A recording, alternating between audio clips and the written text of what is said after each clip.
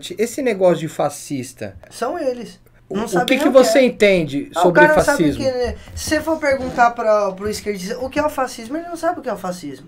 Olá, maninhos e maninhas, tudo bom com vocês? Seja muito bem-vindo, bem-vinda a esse humilde canal. Esse é o Papo de Maninho, hoje com meu amigo Kleber. Muito obrigado, Kiko.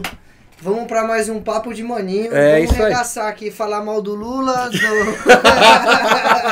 o STF não, porque eles são muito bons. Eles são muito legais. Eu gosto muito do Alexandre de Moraes. Contei ironia.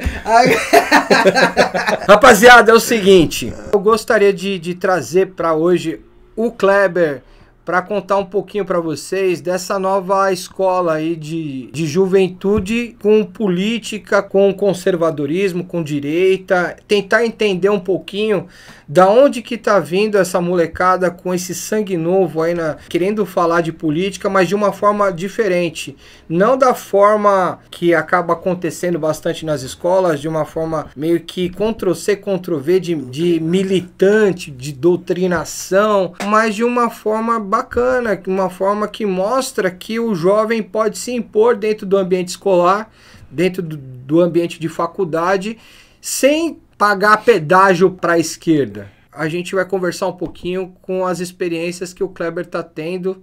Ele é um jovem conservador, posso colocar assim? De direita. De direita. E é isso aí. Primeiro, Kleber, queria te fazer uma primeira pergunta, cara. Pode mandar bala. Primeiro, muito feliz de você estar aqui nessa nova fase do estúdio aqui do Kiko de la Rocha Filmes, E aí, entender um pouquinho de você. Por que você escolheu essa vertente política? Da onde começou esse lance, além de direita, de despertar para política na sua vida? Desde sempre, desde pequeno, acompanhando o meu pai que é policial militar, minha mãe que é professora também, só que ela não doutrinava alunos, ela na realidade tirava os alunos das drogas e apresentava alunos que não tinham mãe nem pai, né? Muitas vezes não tinha família. Minha mãe já tirou diversos alunos lá na cidade de Guarulhos das drogas, e eles tiveram até entrar em faculdade. Eles mandam mensagem para ela, falou, a gente passou aqui na faculdade, a gente se formou, e marcam ela falando que ela foi uma das incentivadoras. Então minha mãe sempre trabalhou nisso. Meu pai, quando prendia o bandido, falava de Jesus pro cara. Até que teve um dia que um cara chegou e abordou ele na rua, todo de terno, paletó, falou, você mudou minha vida. Parabéns. Ele, não tá me reconhecendo? Não, senhor. Você não tá me reconhecendo, não? Aí meu pai, não tô, infelizmente. Senhor da igreja? Aí ele, você me prendeu. Olha aqui. Entendeu? Então, tipo assim... Primeiro momento gostoso, né? No primeiro encontro no Camburão. Primeiro... Você é o bichão mesmo, hein, doido? Então, graças a Deus, meu pai, ele desempenhou esse papel pela sociedade. E a minha mãe também desempenhou. Eu fiz direito para ajudar as pessoas. Não com a intenção de me apropriar disso para ganhar dinheiro, não. Foi para ajudar as pessoas. E Deus sabe disso, tanto é que me recompensou com uma bolsa, né? Na faculdade de Direito. Então, tudo que eu sou hoje é para glória e honra de Deus. Você já se formou? Eu já me formei. Eu gosto da política porque é a única forma que as pessoas comuns têm de administrar o Estado e recompensar o cidadão que está trabalhando, coisa que hoje eu não vejo. Minha avó, ela estava lá em Guarulhos, ela infelizmente ela fez necessidade na cadeira, porque a gente estava esperando mais de 6 horas um médico. Uau! Entendeu? Aí ela fez, eu fiquei bravo, entramos, o cara tava jogando Candy Crush. Aff. Sério? Tava jogando Candy Crush. Nem pra ter bom gosto no jogo. Jogando Candy Crush, eu fiquei bravo, meu. Aí briguei com o cara e chamou minha avó. Foi coisa de 5 minutos. Minha avó já saiu, não medicou, não fez porcaria nenhuma. E isso daí é algo que o quê? Quem teria que estar fazendo, vistoriando, fazendo uma fiscalização? Até mesmo os vereadores e o prefeito. Né? Porque às vezes o prefeito não sabe o que está ocorrendo, mas ocorre. Então ele tem esse dever. Então eu tô olhando e eu vejo que ninguém tá correndo pelo certo. Tipo assim, você olha, eu não vejo. O único vereador que eu vi mesmo, foi o Lucas aí que eu mostrei pra você, que não aumentou o próprio salário. Entendeu? Ah, que não é? votou na taxa do lixo. O restante votou no aumento do próprio salário. Entendeu? Então, que moral. Aí, quer dizer, minha avó tá lá, morrendo no hospital, nas filas eternas do SUS. Eu tenho um amigo meu lá no hospital o HMU, lá em Guarulhos, que mandaram mensagem pra mim, nós fomos lá no hospital pra tentar ver o que tava acontecendo, porque não tinha uma mesa pra fazer uma cirurgia. Chegou uma mulher com o pé quebrado, com o osso pro lado de fora, e o hospital, não, a gente não vai dar senha porque aqui não atende. Sendo que ela passou em 3 hospitais em Guarulhos que falou a mesma coisa, só na HMU. Aí chega lá, não presta nem o primeiro socorro. Não presta nem o primeiro socorro. Então, isso aí é um problema que não vem de agora. Mas veja só, eu sei do problema. Eu sei porque eu tô ali, passando pelo problema.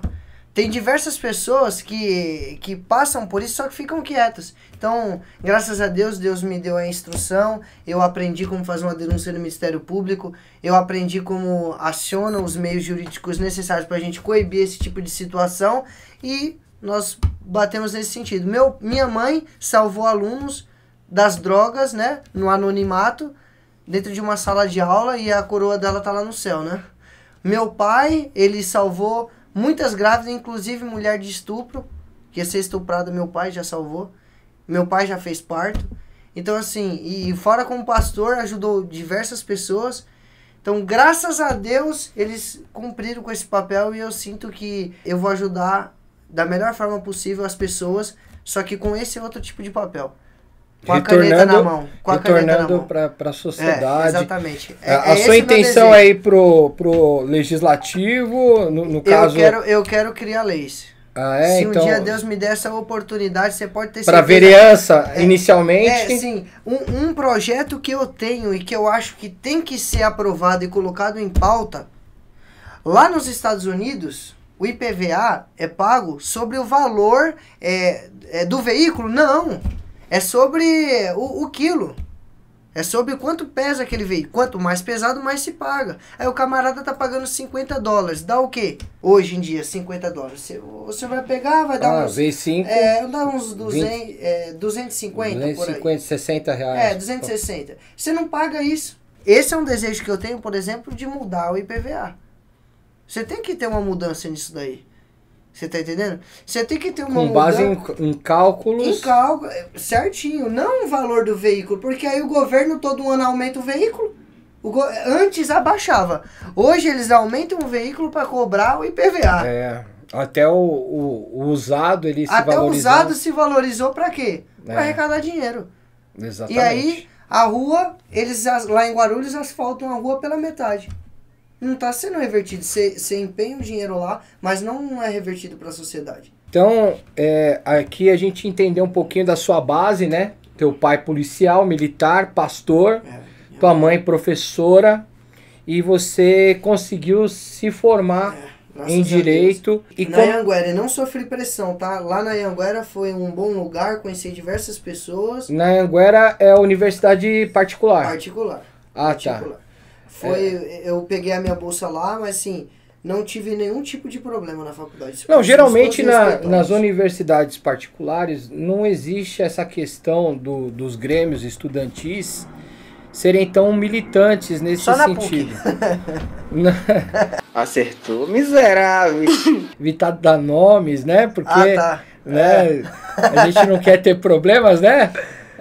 Pessoal aí da PUC, amamos vocês. A gente entende que quando esse núcleo estudantil ele é formado dentro de um ambiente público, ele sofre muito assédio dos conselhos de classe, que já vem com uma certa militância, também de partidos políticos que infiltram, né, seus agentes, né? E dão dinheiro para eles. Para eles fazerem a base militante, né, que acontece.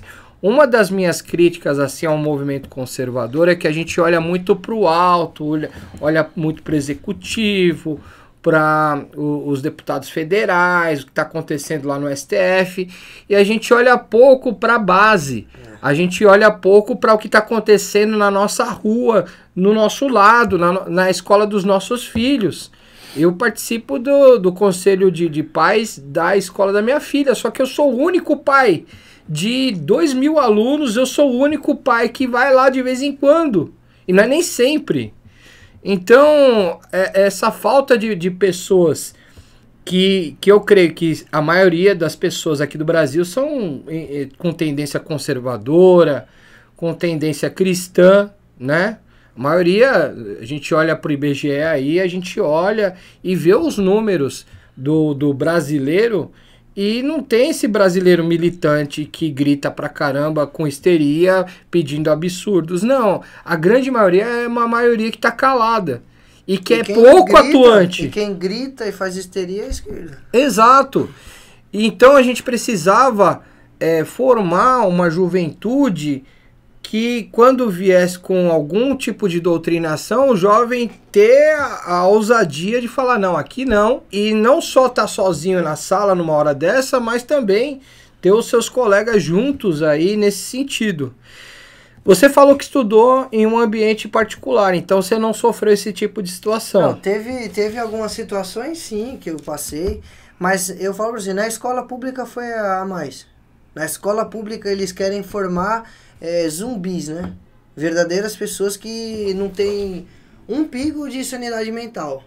Porque certo. Aí, na minha sala, eu tive uma professora de geografia, uma de português, que induzia os alunos a ir para manifestação contra o prefeito, contra o governador, estadual governador, contra o governador, contra os prefeitos. Poxa, e aí? Ela é professora estadual. O que ela tem a ver com o prefeito? Sendo que é o governador que manda dinheiro para ela. Ah, então. Entendeu? Aí ficava incitando a fazer manifestação contra o governo estadual, contra o governo federal. Só que quando governo federal não, porque naquela época era a Dilma. Só que quando entrou o Temer, todo santo dia eles falavam que ele era um golpista, que aquilo foi golpe, que entendi. Pra rua. Entendi. Tá entendendo? Então a indignação era seletiva. Era seletiva. Dependendo de quem tá lá em cima, você se manifesta. É que nem agora, né? Se você for ver o Leonardo DiCaprio, continua as queimadas lá na Amazônia.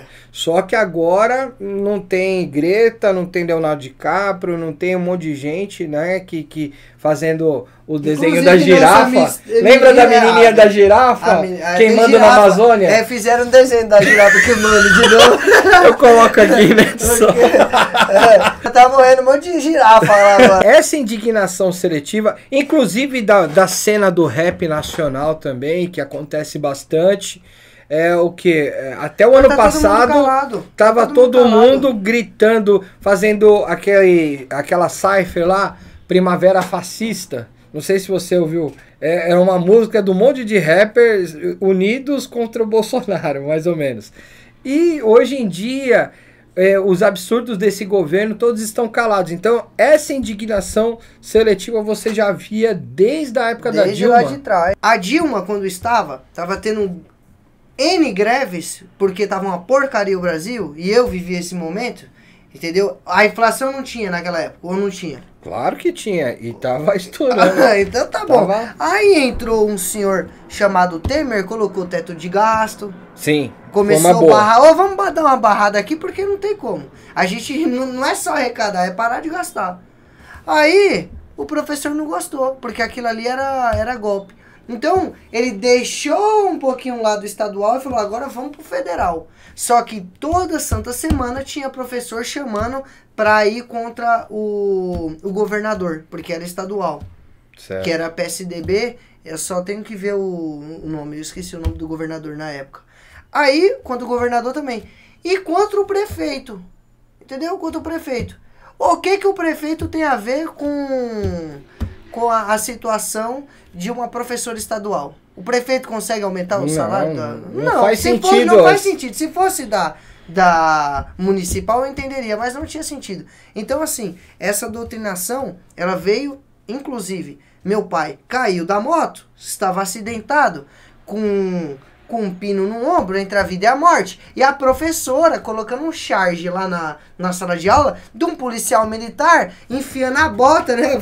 Aqui a bota assim, ó, no pescoço de um jovem da periferia. Só que era charge, né? Aí eu te pergunto, meu pai tava entre a vida e a morte. Alguém foi lá defender meu pai? Não, direitos humanos não existem. Aí né? a professora ficou falando que a polícia não presta. Num ambiente que ela deveria estar dando aula de português. Entendi. Entendeu? E meu pai entre a vida e a morte e a bonita falando de fim da polícia militar. E tem nexo? Não. Aí o aluno sai dali... Vai para uma faculdade. Vai para uma faculdade. E aí, geralmente, a faculdade é pública. Aí, a faculdade é pública, mas assim, ele tem que estudar por fora, porque o material que o Estado dá, ele não consegue entrar nunca. Aí ele estuda por fora. Faz o famoso cursinho. Faz o cursinho. Aí ele entra... Cursinho capitalista, viu? Aí ele entra na faculdade. Aí o que ele faz? Ele esquece. Só deixa eu pegar aqui o artigo. Aí você corta aí. 2000 years. O artigo 163 do Código Penal. Aí ele vai falar aqui, ó. Destruir,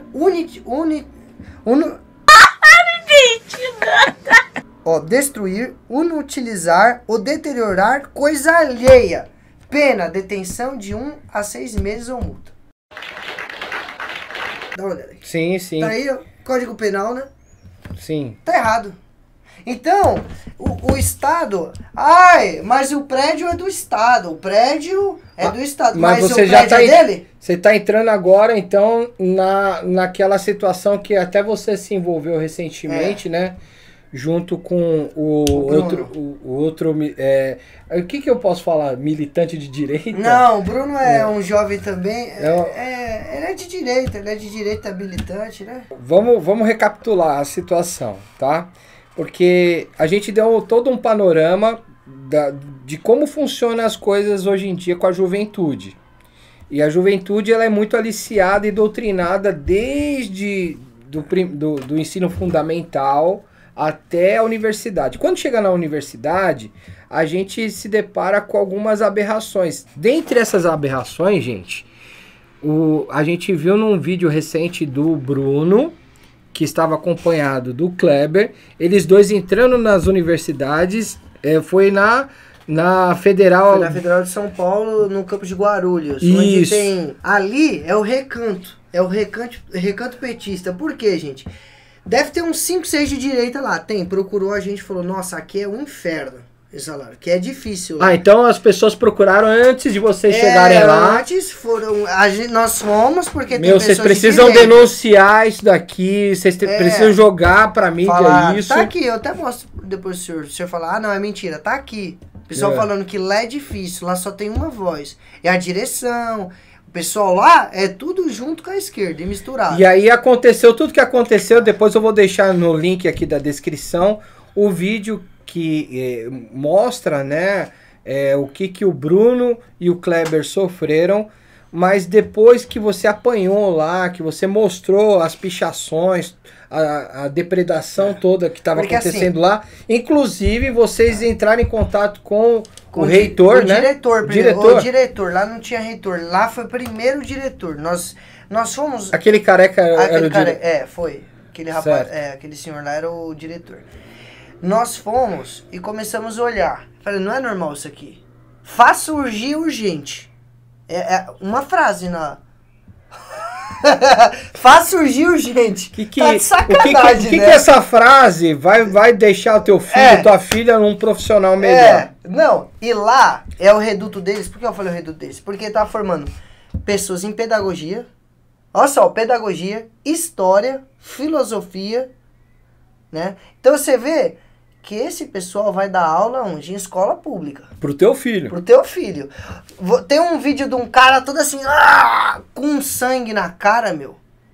E tá lá, estudando pra dar aula pros nossos filhos. Quando nós entramos lá, tava assim, faz surgia a cara do Karl Marx, falando que todo policial tem um pouquinho de navio negreiro, né? Ai. Então, é isso? Tinha isso lá na universidade. Aí como é que o diretor não tinha uma porcaria? E quando aperta, eles chamam quem? O Batman? Aí, não, chama a Judite. Chama a minha tia. Vamos lá no Congresso Nacional e pinchar fassurgia nas paredes, será que eles vão deixar? Claro que não, né? Se chegar no STF e fazer isso, você pega 17 anos de cadeia. Só que na Universidade Federal, não pode. é aquela coisa da indignação seletiva, inclusive dos órgãos públicos. Porque enquanto tem órgãos públicos que são estritamente rigorosos, ou deveriam, né, ser rigorosos, e um dia 8 deu folga para todo mundo, deixou todo mundo entrar, mas isso é outro assunto, né? Mas prédios públicos federais, principalmente, você não pode ter acesso livre da forma como o pessoal às vezes pode entrar.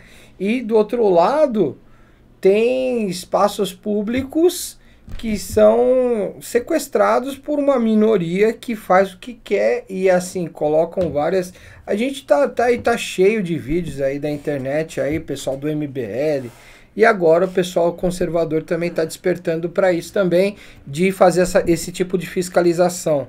Eu queria perguntar para você, a repercussão, principalmente desse último vídeo, na qual você acabou saindo até machucado, né?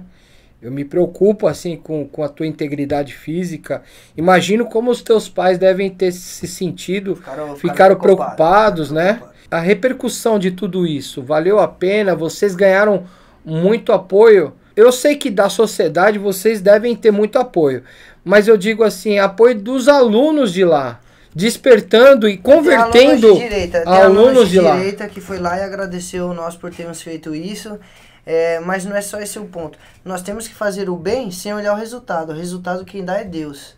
Se ele quiser dar o resultado, ele dê. Mas a gente tinha a obrigação ética e moral de ir lá e contestar tudo isso que estava escrito nas universidades. Mesmo que ninguém ficasse sabendo. Desse um apoio para vocês. Eles têm que saber que a gente também tá aqui, nós temos voz, isso aqui é uma democracia, e aí você vê o fruto da democracia, porque é a eterna vigilância. Enquanto você tá aí na universidade e não tá fazendo nada, tá falando nada, esses caras tá pinchando. Eles pincham uma coisa aqui, pincham outra ali, pincham aqui, falando, demonizando Deus, a família, o Estado. Quer dizer, no Congresso Nacional, você não pode ir lá. Ou você não pode ir na frente de um quartel militar pedir por organização social, que não tem na nossa sociedade. Mas você pode ir na faculdade pedir por uma ditadura do Stalin, do Che Guevara. Do proletariado. Do proletariado. Então que merda é essa? Tem que prender esses caras também. Tem que prender todo mundo. Não é assim? Não é pra prender? Então prende todo mundo. Entendi. Só prende o do pessoal da... Quer dizer, a ditadura é ruim quando vem lá de Mussolini na Itália. Agora quando é do Che Guevara, do Stalin, do Maduro aqui, pode. Aliás, você tocou num ponto importante. Gente, tem uma frase que a gente estava até conversando aqui em off antes de começar a gravação. O errado é errado mesmo que todo mundo faça, e o certo é o certo mesmo que ninguém faça. Então a gente tem que procurar fazer o certo, mesmo sem apoio, mesmo sem recursos, e fazendo, é como uma semente que uma hora vai florescer e vai dar os seus frutos. Agora, você tocou num ponto importante, esse negócio de fascista. São eles. O que você entende sobre fascismo? Se você for perguntar pro esquerdista o que é o fascismo, ele não sabe o que é o fascismo. O que constitui o fascismo? Qual é... Ele é um movimento ultranacionalista que busca o inchaço do Estado. Você vai perguntar para ele, não sabe. Quer dizer, esse fascista... Resumo, o fascista é aquele que eu não concordo. E aí eu tenho que xingar, eu preciso xingar de alguma coisa, eu não concordo com o cara, eu chamo ele de fascista. De fascista. Pra eles é isso? É isso, ele não sabe o que é, porque assim, o fascista, se eu for pegar, ele gosta, sabe do que ele gosta? De sindicato. O fascista gosta de sindicato, porque ele gosta do inchaço do Estado. Ele gosta, sabe do que mais? De estatais, meu Deus do céu, estatais, faltou estatais. Pelo amor de Deus, faltou estatais. O fascista, ele gosta de sindicato, ele gosta de estatais, ele gosta do Estado inchado, ele gosta de o controle econômico está todo na mão do Estado. Aí eu te pergunto, o Lula gosta de sindicato?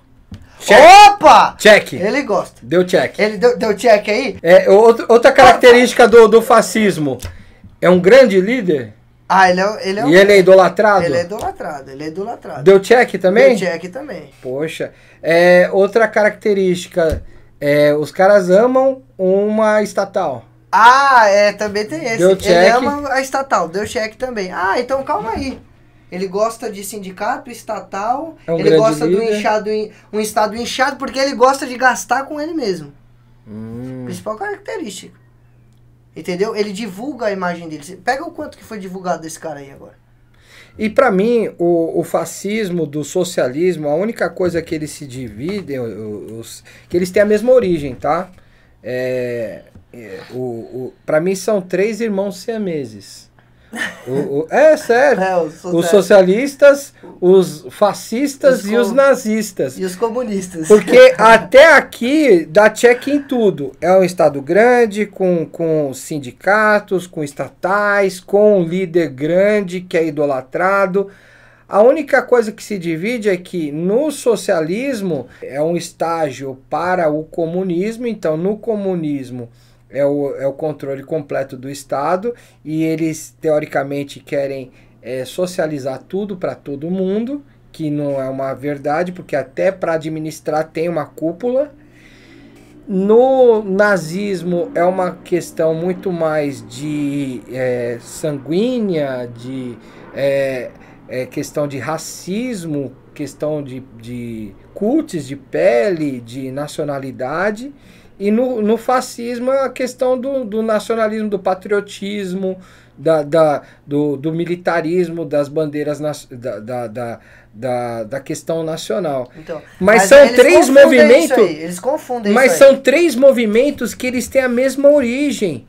Poxa, se os 3 dão check em 80% das coisas. Lula só precisa ser militar. Os três, eles se confundem com as mesmas pautas. Eles têm 80% das pautas em comum. Logo, o antagonista deles, ou a pessoa que pensa ao contrário deles, nunca poderia ser chamado de fascista. Pelo contrário, né? Quem quer menos Estado não seria chamado de uma pessoa que quer mais Estado, né? Então, para esclarecer o básico, tá, gente, disso. Isso é o básico que, infelizmente, na cultura, esse irmãozinho siamês brigou com esse nos 20% que faltavam, e aí eles são antagonistas? Não são antagonistas, eles concordam com 80% de tudo que eles pensam. Antagonista é quem pensa totalmente diferente dessa galerinha aqui, desses 3 irmãos siameses.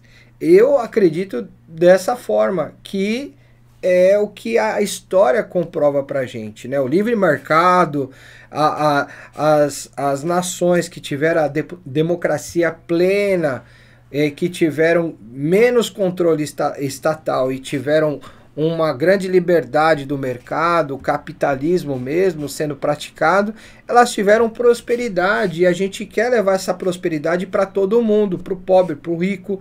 Quanto mais gente rica, mais gente empregando. Esse negócio de taxação de super riquezas também, no final tá todo mundo pagando 50, a taxa da Shopee, né? É isso que acabou acontecendo. Só que aí você pergunta pro petista e ele fala, não, tem que taxar. Só que quando falaram que o Bolsonaro ia taxar, todo mundo ficou bravo. Aí o Bolsonaro foi lá, não, gente, eu não vou taxar. Tá tranquilo, não vou. Aí eles ficaram tranquilos, só que agora eles não ficam. Agora eles não ficam bravos. É seletivo. É seletivo a raiva deles, né? Outra raiva seletiva. Tudo seletivo. Resumo desse vídeo. A indignação seletiva da molecada. E outra coisa, e aí o cara te chama de fascista na universidade, sou fascista. Só que assim, o fascismo, ele tem um componente de supressão à liberdade de expressão. Outro check. E aí, você pega os caras que eles gritam pra calar você, e aí depois eles batem em você. Então, na realidade, todo o check aí tá voltado pro lado deles. Eles têm essa supressão à liberdade de expressão, e até mesmo religiosa. Vai falar de Deus lá dentro, não dá pra falar. Não dá pra falar. Vai falar sobre Jesus Cristo lá, não dá pra falar. Os professores não gostam. Os alunos vão te excluir. Então é o seguinte, as pessoas têm que entender. No dia de hoje, Não adianta. O que é errado, mesmo que é apoiado pela maioria, não deixa de ser errado. É melhor você fazer parte do seleto grupo de pessoas que, mesmo em desvantagem, correm pelo certo. Porque tem uma frase seguinte: quando você olhar para o Estado e ser mais fácil e compensar o crime, a corrupção, a degradação moral, do que quando você olha para o que é certo e você vê que ser certo se tornou um autossacrifício, logo, aquele Estado pende para uma degradação moral, ética e o fim. Então, tipo assim, todo Estado que começa com essas características que hoje, infelizmente, nós temos de muito no nosso governo, sempre quebra. Aí você vê a Venezuela quebrou. Aí eu falo, ó... São estágios diferentes, né? São estágios diferentes. O nosso estágio Titanic. inicial, mas tem nações que já estão no estágio bem avançado e a gente sabe que se continuar nessa toada... Vai dar ruim. Vai dar ruim. Vai dar ruim. E o Brasil, ele tá caminhando para isso. O jovem, na minha escola, esse é o erro. Na escola você aprendeu o quê? Sobre o marxismo. O que você aprendeu sobre o marxismo?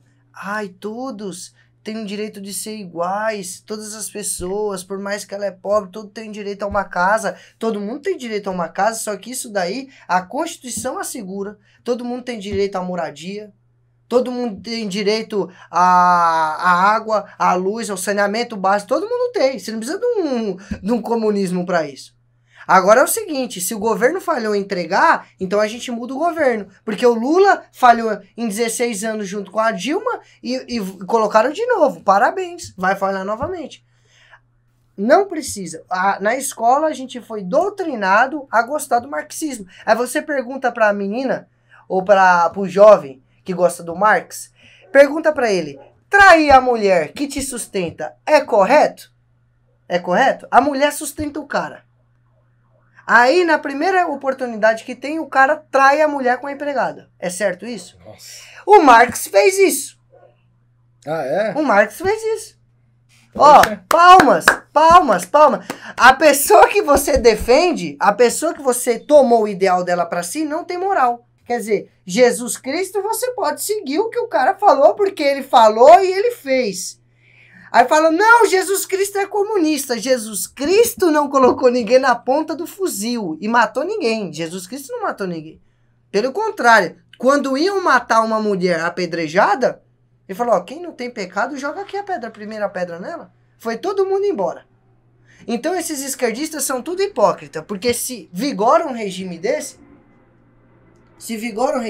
no Brasil, eles iam estar lascados, porque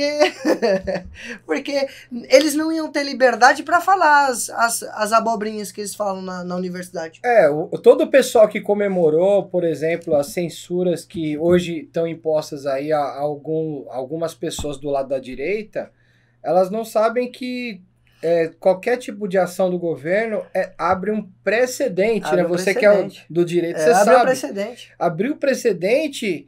Eu tô abrindo uma brecha no sistema que permite com que o que bate em Chico bata em Francisco eu vou também. fazer um pedido pro STF. Eu vou fazer um pedido pro STF formalmente. O STF muito legal, eu vou fazer um pedido aqui formalmente pro senhor Alexandre de Moraes. Pois não. Eu vou fazer um pedido para ele formalmente. Eu vou escrever isso aqui, eu vou fazer formalmente. Eu vou lá entregar lá. Eu quero ver. Porque ele mandou a Polícia Federal na casa do camarada que bateu no filho dele, né? Que parece que bateu no filho dele. E congelou o banco lá deles, né? Eu quero ver fazer isso com os esquerdistas lá da faculdade que me bateu. Abriu o precedente. Gente. Eu tô errado? Eu tô errado? Alguém falou eu tô errado? Na verdade... Eu tô errado? Na verdade, ninguém tá certo. Essa lei que abriu precedente, nada tá certo nesse país. A gente precisa, gente, de jovens questionadores. Isso é real. Isso é ponto pacífico. A gente está cansado de ver nas universidades os equipamentos públicos sendo deteriorados, quebrados, por causa de má conservação. Aquilo lá é de todo mundo. Todo Dinheiro mundo. público. Dinheiro público. Dinheiro do pagador de A imposto. sua filha, ela vai querer estudar um dia na Universidade Federal. Vai Nem chegar lá, tá ferrando. quebrando. Ó, ninguém quer. Antigamente os Nem pais falavam, vai. ferrando. Hoje eu não quero também. Nem Se tiver filho, eu ferrando. não coloco. Por quê? Porque a gente não. A gente quer o melhor para os nossos filhos. É simples assim. É simples assim. E assim, gente, eu lamento muito porque tudo isso tem acontecido com você, inclusive na sua integridade física. Eu lamento muito que você tenha argumentos tão... Né, você só foi fazer pergunta, né? Não, a gente nem perguntou pra eles. A gente foi no diretor. Olha só o que aconteceu. Nós fomos no diretor. Diretor, tem isso e propaganda do Lula na universidade com número? Aí eu falei, não, com número ou sem número? Tá errado. Mas é com número também. Se já que é com número também. Se na lei só ficou com número, então tá bom. Na lei da cabeça dele é com número. Mas não é. Aí ele falou, tudo deu a entender que ele ia tranquilamente com a gente lá no banheiro. Aí nós estávamos dizendo, vamos, acompanha. Ele é super educado. Mas no meio do caminho... Aí no meio do caminho o pessoal, seus vagabundos, seu vagabundo é o Lula. Vagabundo é o Lula. Eles estavam me chamando. Chamou o Bolsonaro de vagabundo. Bolsonaro é vagabundo. O Lula é o quê? Aí beleza. Agora nessa... Conduzindo pro banheiro, olha só. Quando a gente está chegando no banheiro, as meninas bravas, querendo bater e se esperneando. Eu falei, ó, aqui é chegada a hora de vocês. Que agora é o banheiro. Aqui é chegada a sua hora. Ela, vai se esconder no banheiro? Eu falei, se você se estiver sentindo homem, entra. Se você se estiver sentindo homem, aí ela me xingou todinho. Aí eu entrei e falei, ó, o diretor, isso aí é o amor. A gente mostrou pra eles. Certo. Só que quando eu fui conversar com ele lá dentro, ele falou, não, vamos lá fora. Ele falou, vamos lá fora, o que vocês estão querendo falar aqui escondido? Fala pra eles. Traduzindo. Tá. Ele queria levar a gente pra onde? Pros alunos. Ele levou nós pros alunos. Só que assim, aluno vem xingar, vem bater boca e vai tomar também. Vai tomar. Eu não tirei nenhum aluno. A pessoa vem, vocês estão atrapalhando a aula. Eu não fui chamar ninguém lá na aula. Eu não fui dentro da sala e puxar o aluno. Agora, você acha que essa estratégia de bater o levou, essa estratégia é boa ou não? Eu não sei. É que é meu jeito. Eu sou ex-militar, eu sou assim também. Você serviu o exército? Eu servi durante 4 anos a aeronáutica, a qual eu amo demais. E se um dia eu tiver que voltar para lá, voltaria feliz. Mas assim, nunca tive nenhum problema. Saí com honra ao mérito, fui um bom militar, não tenho problema nenhum, não tive discussão nenhuma com o superior, sempre fui tranquilo. Agora, eu chego numa universidade federal, tô respeitando todo mundo e aí vem uma gordinha... ó. Calma. Eu sei. Vem, eu também tô, então eu posso falar, Você tá? Imagina eu, as ideias. Então, tipo assim, eu posso falar. Então veio a moça e falou assim pra nós, você não gosta, você deve gostar de PIN. Você deve gostar de PEN, sabe? Aí... eu falei, ó, eu não sei, mas você, do jeito que você tá, com certeza não. E se você quisesse, ninguém ia te querer. Aí, que isso? Porque... Mas você tá entendendo? Mas eu não fui chamar nenhum estudante. Só que eles estão acostumados a não ter nenhum tipo de reação. De embate. Não tem nenhum tipo de embate. Se bateu, vai tomar. Eu não vim bater. E se é que assim, eu não bato em mulher. A menina jogou água lá na minha cara e tá com a garrafinha na minha cara. Aí eu olhei pra ela assim, sabe? Eu fingi que ia dar um cuspão. Aí eu, não sou assim, meu. Eu sou educado, eu sou civilizado, diferente de você, sabe? Aí, então, essas coisas aconteceram. Não, eu acho que o controle emocional. Eu fui preparado. Principalmente de vocês que querem entrar nessa área. Mas eu fui criado com um cabo, o cabo chegava todo santo dia. O cabo chegava todo santo dia em mim, eu tinha uma raiva, mas um cara gente boa, né? Chegava todo dia, tinha um pelotão com uns 200 caras, ele passava, ele rodeava, todo mundo passava, aí ele me via. Aí quando ele me avistava, ele passava por entre o pessoal, entrava, e via assim no meu cangote, eu não quero que você sorria hoje. Sim, senhor, ele, para de falar. Sim, senhor, não fala mais nada. Sim, senhor, seu desgraçado. E aí começava aquele inferno. Então assim, embaixo, em cima, embaixo, em cima. Então eu acostumei já. Aquilo ali não é nada. Já passei lá 3 dias no mato, com fome, cansado, com sede. Então essas feministas aí não tem preparo psicológico. Aí o cara passa na Universidade Federal, ele tá sendo formado para ser o professor e não tem preparo. Na Academia das Agulhas Negras, Sim. o oficial, ele é preparado, ele não é oficial, ele é aluno. Ele é preparado. Se ele tiver algumas intercorrências no caminho, ele vai ter a punição dele. E até pode ser mandado embora. E não vai ser formado. Na SpaceX, a mesma coisa. Na de sargentos da aeronáutica, a mesma coisa. Na de soldado, a mesma coisa. Se não passou, tá passando o curso de formação, aprontou lá dentro, ou tem uma chamada, vai ser preso, vai ficar preso lá. Nunca fui preso, nem no meu curso de formação, nunca fui preso. Nunca fiquei lá esquentando um final de semana, nunca. Nem no curso de formação. Isso aí é... Aí é difícil, difícil. Porque era por qualquer coisa. Mas Deus também me ajudou nesse caminho, Deus me ajudou. Meu, se o cara lá na SpaceX, ele escreve fassurgia no prédio... Meu, esse cara vai se ferrar, vai ser mandado embora. Como que deixa um aluno na Universidade Federal? Mudou o quê? Mudou o quê? Não tem nenhuma punição pra quem tá lá dentro? É a Bangu, né? Quer dizer, todo local que vai preparar um militar tem. Entendi. Agora, que vai preparar um professor que vai dar aula pros alunos, não tem nada? Não tem nada? Pode fazer aborto? Eu falo, toda abortista tem um pouco de nazista dentro de si. Ó, todo nazista é um abortista. E toda abortista tem um pouco de nazista dentro dela. Porque, quer dizer... mas é assim. Porque, assim, o nazista, ele mata porque não nasceu branco. Ele mata porque não nasceu faltando um dedo. Se você for ver na lógica... Foi isso que aconteceu na história. O aborto é o quê? Para evitar que certas pessoas passem os perrengues que passam, porque se elas viessem do jeito que elas vieram, elas passariam. Então é um certo tipo de... Tem uma palavra para isso, chama-se eugenia. Eugenia é o quê? É você escolher quem nasce, quem morre, dependendo da concepção. Então o cara é branco, ele nasce. O cara é negro, o cara morre. O cara é pobre, hoje mudou um pouco. O cara é pobre, o cara morre. O cara vem na família rica. É uma eugenia. Então você escolhe quem nasce e quem morre. Quem faz isso se não é um abortista? Os nazistas. Tá vendo? É isso. O abortista é assim, o nazista é assim. Ele tem a supressão à liberdade, eles não querem que nós falamos isso. Quer dizer, se aprovarem isso, tá para ser votado lá, né? A Rosa Weber quer aprovar esse negócio aí, porque agora o STF legisla. Então...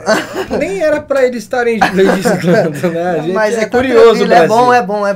E aí o pessoal fala assim, mas é porque o Congresso não pauta. Mas é isso que a gente quer. Se a sociedade não quer que o Congresso paute, o Congresso tá mais do que certo em não pautar. Qual o problema disso? Quer dizer, a gente não pode ser contra o aborto. A gente tem que calar a boca e ser a favor do aborto. E as coisas que foram pautadas e que inclusive a sociedade escolheu não foram respeitadas. Por exemplo, a questão das armas, que tinha um plebiscito. O plebiscito foi feito que foi desrespeitado, né? Porque a maioria escolheu se defender, né? Ter acesso à arma de fogo. Inclusive eu passei por uma situação nessa semana passada aí que familiar que foi pesadíssima e que por Deus e pela polícia militar não acabou em morte aí dentro da minha família. Mas o que eu tinha para me defender? Um cabo de vassoura? Então, vai enfiar onde no bandido? O cabo de vassoura? Não. Eu tenho até a sugestão de enfiar o cabo de vassoura no bandido. Puta merda, você é zoeiro mesmo, hein, cara? Foi tenso, Meu. foi tenso. Gente, é o seguinte, a única coisa que eu peço pra vocês é o seguinte, meu canal, eu vou passar, enfim, muita gente que fazia vídeos da minha época já não faz mais, hoje eu ainda faço vídeos, né? Mas tem uma molecada chegando, tem muita coisa que chegou de acesso pra gente, de informação, né? De livros, seja pela mídia. Eu entendo que muito disso colaborou para que essas informações chegassem jovens como o Kleber. Aí eu pergunto pro Kleber, tá? Para mim, a questão cultural é uma questão muito grande, muito importante, que no governo Bolsonaro, pro pessoal da cultura que era acostumado com Lei Rouanet, essas coisas, tal, essas distorções, eles meteram o pau no governo Bolsonaro nesse sentido, e eu também percebi que não tinha o mesmo atenção com a cultura, porque eu acredito que se tivesse tido uma atenção com cultura, talvez esse estereótipo de o cara é de direita, o cara não gosta de cultura, não seria tão implantado nas pessoas. Eu gosto de cultura, eu gosto de música, eu gosto de cultura, eu trabalho com audiovisual, eu produzo cultura, e eu queria perguntar para vocês, você não acha que a gente meio que falhou nessa comunicação? Você não acha que a gente poderia, por exemplo, falar mais sobre cultura, o pessoal da direita, o pessoal conservador, o pessoal que quer realmente a liberdade e a autonomia do cidadão, a liberdade do cidadão, por exemplo, no rap nacional. O rap nacional fala tanto de liberdade, de autonomia do cidadão, mas ele se vê escravizado pela ideologia. É uma coisa incoerente para mim. Como é que você enxerga a questão cultural no Brasil e como jovem, assim, o que você acha que o jovem tinha que fazer na questão cultural? A cultura foi apropriada pela esquerda. As pessoas acham que a esquerda ela se apropriou disso, e eu tenho certeza, só que ela também é seletiva na cultura, porque é só ver, a Lei Rouanet investia em determinados artistas e os que estavam começando não. Então a Lei Rouanet era ótimo para Globo, para grandes empresas, não para nós. Nunca foi. Só que tem um falso discurso que abrangia todo mundo, mas não abrangia todo mundo.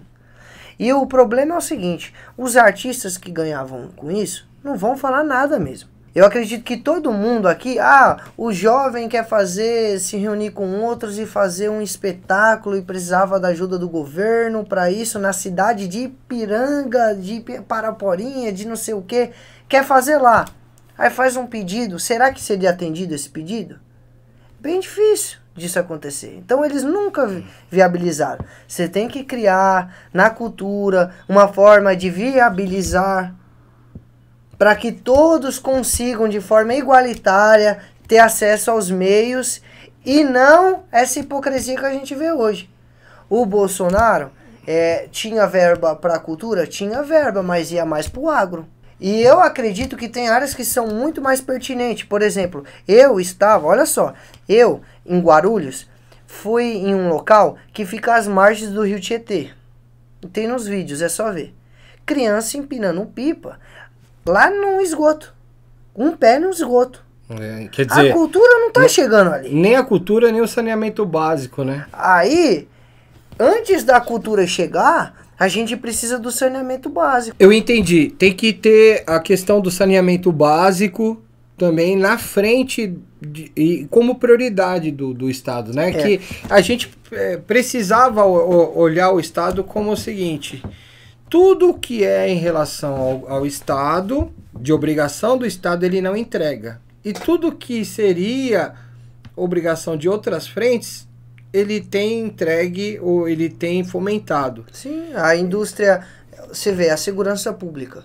A segurança pública falha. E aí as pessoas têm que comprar casas em condomínios particulares porque tem segurança. É uma forma de falhar. Aí você, no seu imposto de renda, você consegue colocar isso? Não. Deveria entrar, porque você está pagando polícia. É verdade.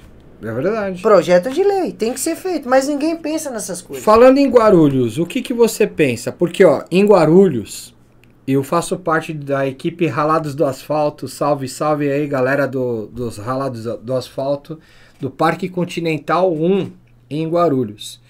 A gente está pelo menos há 5 anos, a galera está reunida há mais tempo, mas a gente está pelo menos há 5 anos, eu estou patrocinando lá o pessoal com a questão de carrinho de rolemã, que tem aqui em casa, enfim, a gente incentiva as famílias nessa cultura do carrinho de rolemã e drift trike.